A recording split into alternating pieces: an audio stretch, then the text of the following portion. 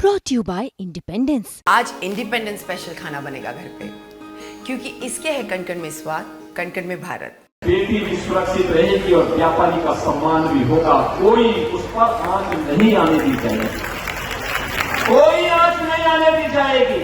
और मैंने जो पहले भी कहा था कि बेटी की सुरक्षा के साथ कोई खिलवाड़ करेगा तो अगले चौराहे पर उसका इंतजार कोई यमराज ही कर रहा होगा, उसके अलावा कोई उसका दूसरा चारा नहीं होगा। तो सुना आपने कैसे योगी दहाड़ते हुए कह रहे हैं कि बेटी के साथ कोई खिलवाड़ करेगा तो उसका किसी भी चौराहे पर यमराज इंतजार करे। दरअसल योगी आदित्यनाथ मीरापुर उपचुनाव को लेकर मुजफ्फरनगर में जनता को संबोधित करने पहुंचे थे। उसी दौरान सपा पर जमकर बरस उठे योगी।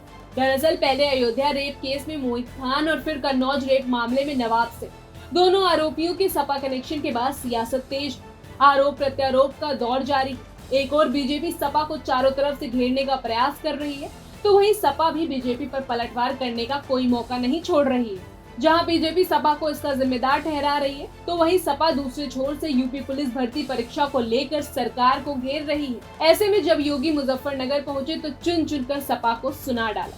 सुरक्षा का मॉडल देने के लिए आए हैं, हमने दिया है तब हम कह रहे हैं।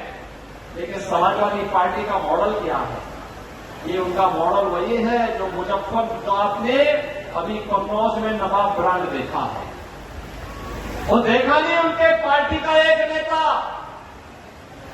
कैसे वहां पर वहां की बेटी के साथ किस प्रकार का व्यवहार कर रहा है, कैसे वहां उनकी पार्टी का नेता मोहित खान अयोध्या में एक निषाद बेटी के साथ किस प्रकार का व्यवहार करता है, और कैसे इनके द्वारा लखनऊ में इनके नेताओं के द्वारा लखनऊ में एक बेटी के साथ दुर्व्यवहार करने का दुस्साहस किया जाता है। और जब उस पर कार्रवाई होती है तो समाजवादी पार्टी के मुखिया बड़ी बेशर्मी के साथ उन दुष्कर्मियों के साथ खड़े होते हुए दिखाई देते हैं।